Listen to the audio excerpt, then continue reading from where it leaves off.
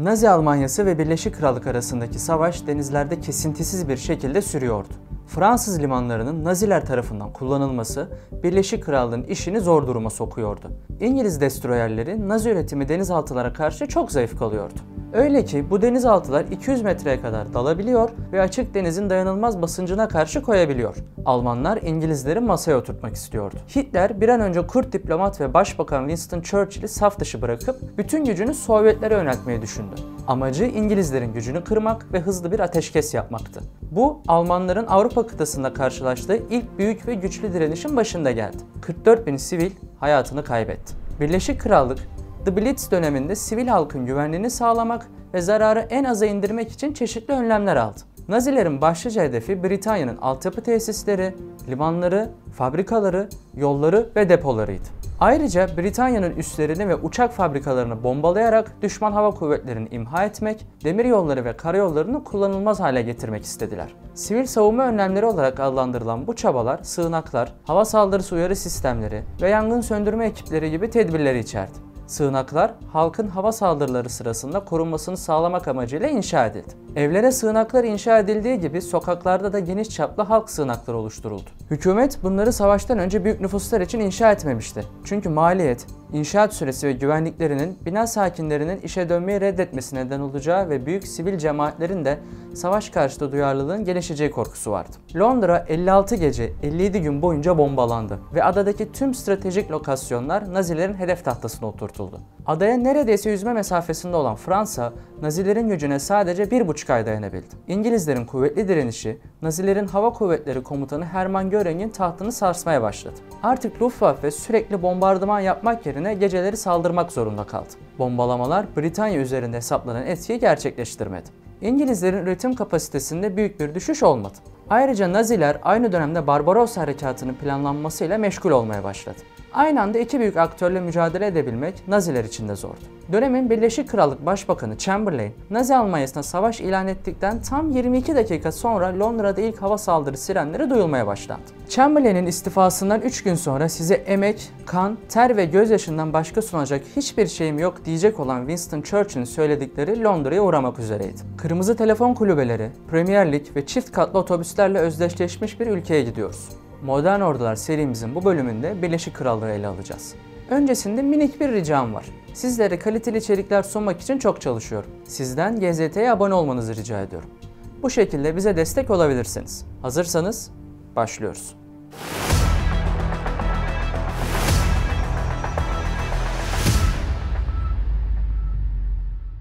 Birleşik Krallık ordusunun kökeniyle başlayalım. Antik çağlardan modern zamana uzanan askeri geçmişi, çeşitli dönemlerdeki savaşlar, liderler ve değişimlerle şekillendi.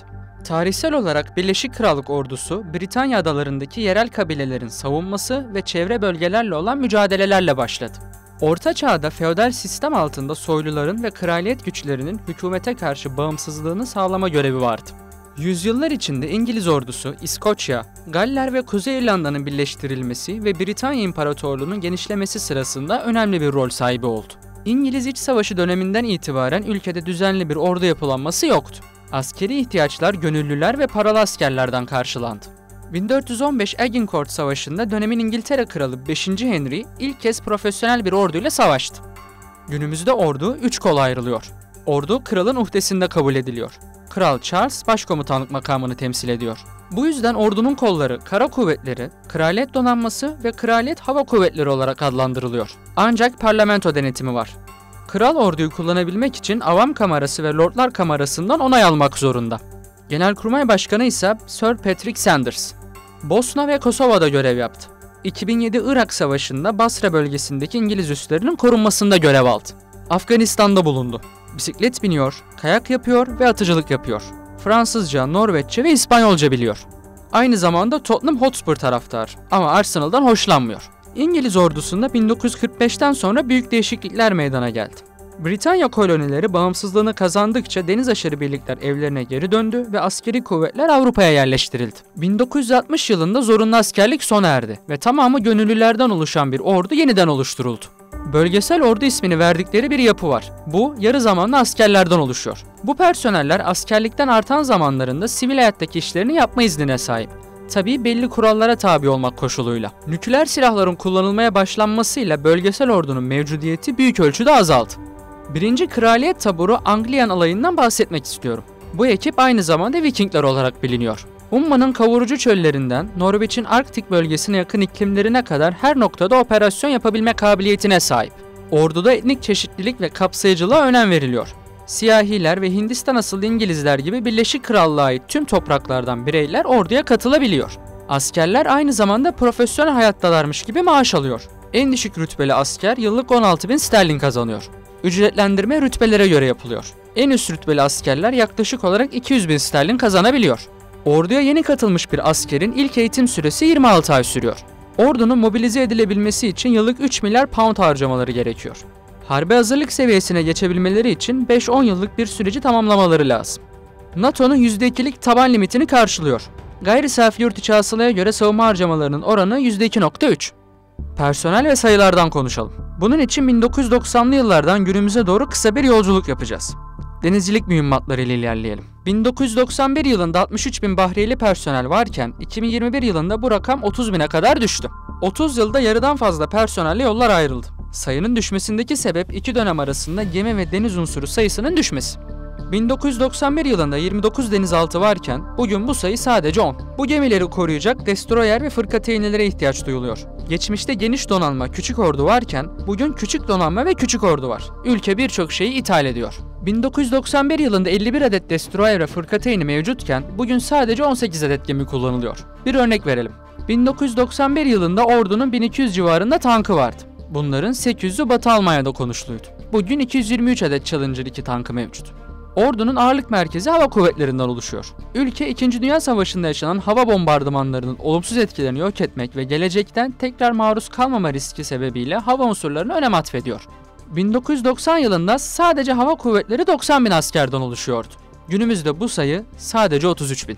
1989'da 850 adet savaş uçağı kullanılıyordu. 2023 yılında 137 adete düşürüldü. Bu uçakların 22 tanesi 2C eğitim uçağı olarak kullanılıyor. Yani savaşa gitme kapasitesi yok. Birleşik Krallık ordusunun envanterine de göz atalım. Ordunun gözbebeği tanklarla başlayalım. Challenger 2 tankı oldukça kritik. 1998 yılında ilk kez hizmete alındı ve 2035 yılına kadar kara kuvvetlerinin ana muharebe tankı olarak görevini icra etmesi planlanıyor. 550 kilometre menzili var. Bir tanesinin maliyeti yaklaşık 5.5 milyon dolar. Nükleer, biyolojik ve kimyasal saldırılara karşı koruma sistemi de bulunuyor. Tankın yapısı sebebiyle radarlarda görünürlülük durumu minimuma yakın. Günümüzde Challenger 2'yi yükseltip yeni model olan Challenger 3 için çalışmalar devam ediyor. 2027'de devreye alınması gündemde. Bu projedeki mühimmat tedarikçisi ise Alman ordusu videomuzdan hatırlayacağımız Rheinmetall şirketi. Hedef tespiti ve istihbarat toplama, silah kontrol sistemleri, mobilite ve elektronik sistemler konusunda güncellemeler yapılması planlanıyor. Kuzenleri M1A2 Abrams, Leclerc ve Leopard 2'lerle rekabet içinde. 2003'teki Irak'ın işgali sırasında hiçbir Challenger 2 Iraklıların ateşi sonucunda imha edilemedi. Sadece RPG ve makineli tüfeklerle yapılan saldırı sırasında bir adet tank hasar aldı. Sonrasında tamiri yapılıp sahadaki görevlerine devam etti. Anti-tank füzesi olarak Javelin ön plana çıkıyor. MLRS, AS-90 ve L-118 tipi top ve obüsler envanterde. Piyadeler 5.56 mm'lik L-85A2 ve L-85A3 tüfeklerini kullanıyor. Glock 17 tabancası da tercih ediliyor. Bu tabanca muadillerine göre oldukça hafif ve seri atış yapabiliyor. Zırhlı personel taşıyıcılara geçelim. Zırhlı personel taşıyıcılar İngiliz askerlerinin operasyon bölgelerine intikalinden sorumlu.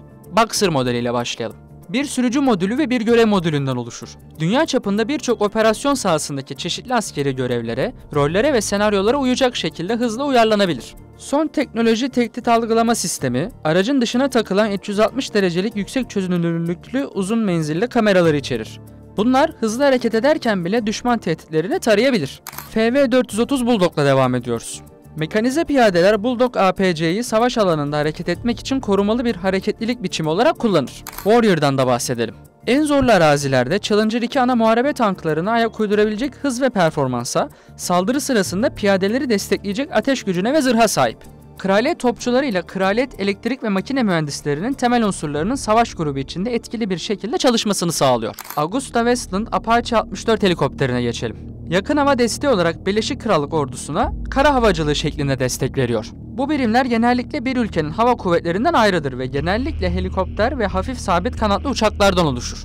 Bu helikopteri uluslararası koalisyonun Libya'ya müdahale olduğu 2011 yılından hatırlıyoruz. Dönemin Libya Devlet Başkanı Kaddafi'yi devirmek için Birleşik Krallık uçak gemilerinden ve çevredeki üslerinden havalanarak çöl bölgelerinin bombalanmasında kullanılmıştı. Parça tesirli bomba fırlatma kapasitesine sahip. Bunu misket bombaları olarak da biliyoruz. CRV-7 modüler savaş başlığı entegre edilebiliyor. Bu mühimmat zırhsız hedeflere yönelik saldırılar için yüksek patlama etkisi, zırh delme imkanı ve patlayıcı içermeyen kinetik enerji ortaya çıkarabiliyor. 1 Ağustos 2010 tarihi itibariyle misket bombalarının üretimi, tedariki ve kullanılması yasaklandı. Bu anlaşmaya taraf 123 devlet var. Bunların 111'i sözleşmeyi karar alma organlarından geçirerek tasdik etti. Birleşik Krallık'ta anlaşmanın taraflarından. Temmuz 2009 tarihinde elindeki son CRV-7 mühimmatını imha etti. AV-159 Wildcat helikopteri de arama kurtarma, yaralıların savaş bölgelerinden tahliyelerinde ve su üstü karşı savunma operasyonlarında yer alıyor. Lockheed Martin Desert Hawk 3 ve büyük abisi Thales Watchkeeper VK-450 tipi İHA ve SİHA'lar ordunun gözü kulağı oluyor. Ayrıca MQ-9 Reaper'da kullanılıyor. Üreticisi ABD menşeili olsa bile Birleşik Krallığa da tedarik sağlıyor. Bu drone'u Kasım Süleymani ve Haçlı Şabi Milis Örgütü mensubu Ebu Mehdi El Mühendis'in suikastinden tanıyoruz. Hedefi yüksek isabetle ve büyük patlama etkisiyle imha edebiliyor. Ordunun modernizasyonuna da önem veriliyor. Buhar makineleri daha sonrasında donanmada uygulandı. Yelkenli büyük gemiler döneminde Birleşik Krallık sömürgeleştirme faaliyetlerini tamamlamıştı. Ancak buharlı motorların askeri endüstriye entegre edilmesiyle Büyük Britanya'nın kuruluşu ve sömürgelerin anavatanı etkileşimi hızlandı. İngiliz ordusu çeşitli ortaklarıyla birlikte uluslararası toplum için askeri operasyonlarda yer aldı. Bosna'da, Kosova'da ve Makedonya'da bulundu. Körfez Savaşı'nda Saddam Hüseyin'in yayılmacı politikalarına karşı Kuveyt'in yanında yer aldı. Savaştan sonra bağımsızlığını edinene kadar Kuveyt'i kontrol etti. Birleşik Krallık aynı zamanda yabancı ülke ordularını da eğitiyor. Operasyonun kod adı Interflex. Ukrayna ordusuna mensup 10.000 asker Birleşik Krallık komutanları tarafından eğitildi. Hedef bu sayıyı 20.000'e yükseltmek. Birleşik Krallık Ukrayna'ya aynı zamanda asker ekipman da sevk ediyor. Challenger tanklarının yanı sıra FV-432 tipi ZPT'ler, 10.000 anti-tank füzesi, 100.000 adet top mermisi, 100 adet uçak savar ve obüsler gönderdi. 4.6 milyar sterlin destek sağladı. Amaç Ukrayna'ya hem kendi topraklarını savunma hem de Rusya'nın kontrolü altındaki toprakları yeniden ele geçirme yeteneğinin sağlanmasıydı. Ukrayna'ya Storm Shadows ismindeki uzun menzilli seyir füzesi de verdi. Ayrıca 1000'den fazla kişi ve 69 tane kurumu yaptırım listesine alarak desteğini göstermeye devam ediyor. Tüm G7 ülkelerini Rus bankalarını Swift sisteminden çıkartmak için harekete geçirdi. Birleşik Krallık Kiev'e uzun menzilli füze sağlayan ilk ülke oldu.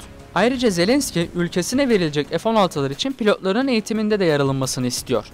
Modern Ordular serimizin bu içeriğinde Birleşik Krallık ordusuna yer verdik. Bir sonraki videoda hangi orduyu görmek istediğinizi ve fikirlerinizi yorumlarda belirtmeyi unutmayın. İzlediğiniz için teşekkürler.